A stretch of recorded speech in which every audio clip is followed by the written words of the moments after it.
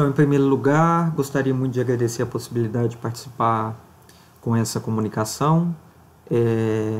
Agradecer imensamente a organização, o trabalho dos pareceristas e tudo que envolve, né, uma dinâmica tão complicada de realização, né.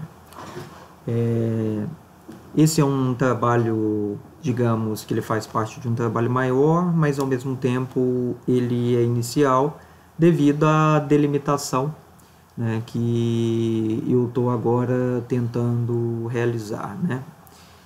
Essa pesquisa ela faz parte então da pesquisa maior que eu realizo nos últimos anos, né, que se trata exatamente de pensar uma história da arte a partir principalmente das coleções dos museus mineiros, né?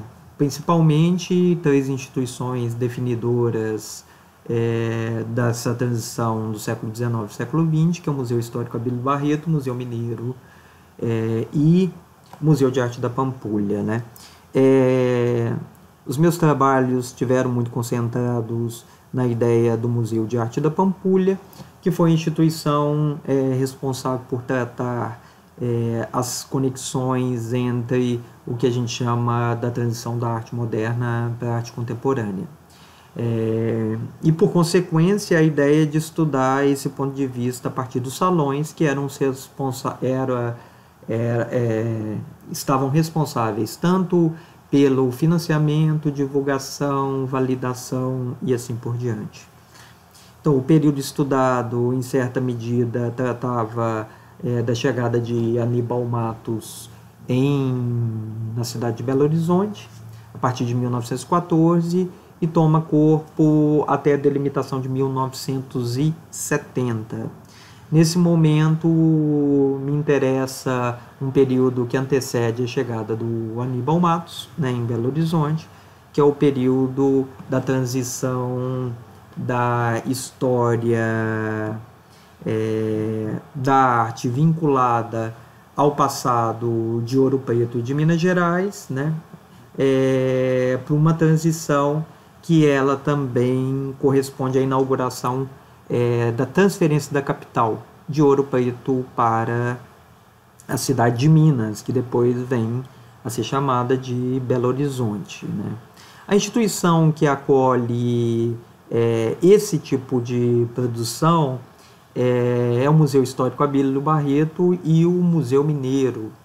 O Museu Histórico Abílio Barreto, ele preserva o antigo casarão, que era a fazenda do Leitão, que então ele corresponde simbolicamente à sobrevivência, né, de um dos poucos prédios que não foram destruídos ao longo do antigo Curral del Rei, que era uma vila constituída, né. Então, esses artistas que eu selecionei, e vou fazer um panorama geral sobre essa discussão, eles estão associados exatamente a essa dinâmica, né, por estarem situados nessa transição, Ouro Preto, cidade de Minas, estarem associados a uma discussão da preservação da memória e da destruição do Curral del Rei, né? Emílio Rued, Honório Esteves, Belmiro de Almeida e Aníbal Matos, né? Por escolha de tempo, eu vou focar mais numa reflexão sobre o Rued e o Honório Esteves, né? Então, uma das questões fundamentais para a compreensão disso é também fazer uma reflexão sobre uma ideia geral que se transformou numa ideia consensual, que a ideia da preservação, né, teria ocorrido apenas com o movimento modernista, principalmente com a viagem da Caravana Paulista em 1924, que viajaria a Minas para encontrar de fato, entre aspas, né, a verdadeira arte brasileira, né, que ela não teria existido ou ela teria sido eclipsada pela ideia da academia, né? Então a Caravana Paulista ela tem essa função, né? E ela serve como um marco de continuidade, inclusive de políticas mais objetivas da conexão existente entre o poder público, na preservação do ISFAM e depois IFAM, e também da ideia de um revisionismo, né? Um tanto às avessas, eu diria, né? Tentando mostrar que nada tinha sido produzido como reflexão, né? Sobre o que seria a arte brasileira, o que seria a preservação e o que seria outros interesses, né? E quando eu fui estudar esses artistas, todos, mas principalmente agora que eu vou tratar, tanto o Rued como o Honório Esteves estão escrevendo categoricamente sobre a destruição dos monumentos de Ouro Preto, da ausência de conservação, e também são muito categóricos da destruição da vila, né, da antiga vila, que é o Curral del Rei, que vai dar origem, então, a Belo Horizonte, né. Então, essa discussão se confunde muito com esse plano da cidade planejada, que está associado a um plano de exclusão do passado, né, e uma tentativa de criar um novo presente, um novo futuro, né. E para isso ele tem que eliminar qualquer possibilidade de vinculação com o passado, né. Então essa discussão é longa, essa discussão não é simples, né, e ela toma corpo tanto das transformações, mas se fala não devidamente, eu imagino, né, do fato da destruição. Então, a comissão construtora ela tem um gabinete fotográfico com um grande banco de dados com as fotos da comissão, e esse gabinete fotográfico ele tinha como função mostrar as grandes alterações que estavam sendo feitas e servir também como uma propaganda, né, dessa modificação rumo à modernidade. Em certa medida, muito se tratou e estudos competentes, né, associaram a essa noção do gabinete fotográfico, né, e dessas representações históricas via fotografia, né. As obras que foram produzidas, que aqui eu vou apresentar, elas funcionam como um registro, né? E por vezes dialogam e por vezes sobrepõem ou constroem um novo olhar dessas representações, né? Mas tem alguns fatos inusitados que são bastante relevantes, né? Então, tenho estudado o Rued desde a passagem do Rio de Janeiro, né? Que me interessa naturalmente essa transferência, primeiro para Ouro Preto, depois para a cidade de Minas, nessa passagem dele.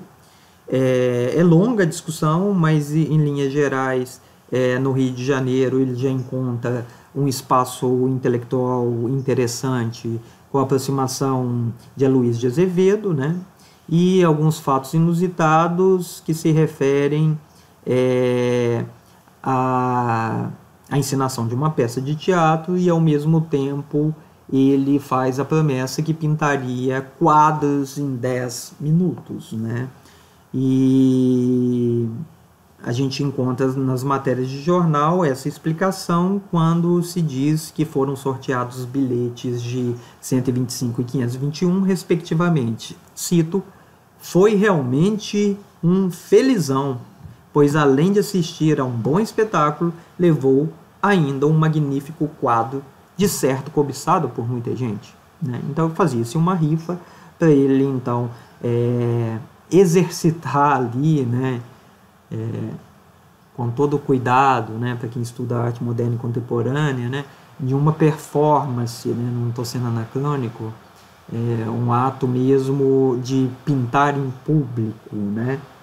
Então, desse ponto de vista, quando ele fugido para Ouro Preto, né, nós temos trabalhos muito importantes que falam dessa transição, né, do André Tavares, do Ricardo Gianetti, mas quando ele chega em Ouro Preto, né, ele já é recebido em Ouro Preto pelas autoridades, pelo secretário de Agricultura, né, que vão, a partir desse momento, reconhecê-lo como um grande artista. Mas o que mais interessa são fatos bastante inusitados que passam a acontecer nessa transição. Ele como correspondente, né, o Rued como correspondente, ele passa a denunciar justamente a destruição e também uma ideia, né, de restaurações que foram efetuadas de forma desastrosa. Então ele faz comentários, né, de como é possível, né, que certos profissionais, né, que acham que têm algum conhecimento em relação à conservação e restauração, fazem intervenções tão desastrosas, né? Eu não vou me focar nesse comentário, mas o que a gente sabe é que logo em seguida a gente encontra uma notícia já de 1894 que Rued estaria sendo convidado a representar vistas do Curral del Rei e que funcionaria como a troca dos monumentos. Parece absurdo, mas a justificativa seria então, né, que as igrejas, os monumentos antigos, né, que eliminaria do plano da nova cidade a igreja de Boa Viagem e do Rosário, e Emílio Rued, para conservar a memória, pintaria essas vistas, né, e em certa medida as telas justificariam uma troca, né?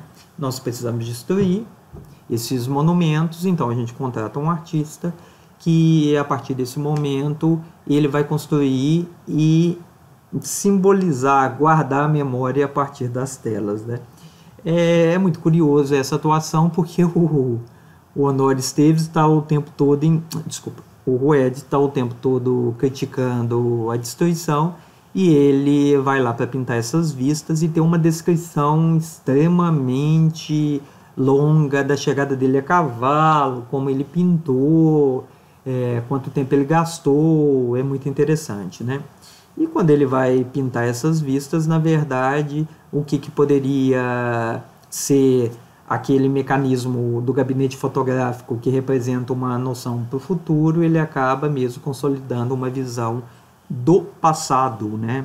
Então ele constrói as vistas do que seria destruído, né, na encomenda dessas telas, e mostra como ainda existe uma cidade completamente, uma vila completamente rural, né, a partir dessa produção, né.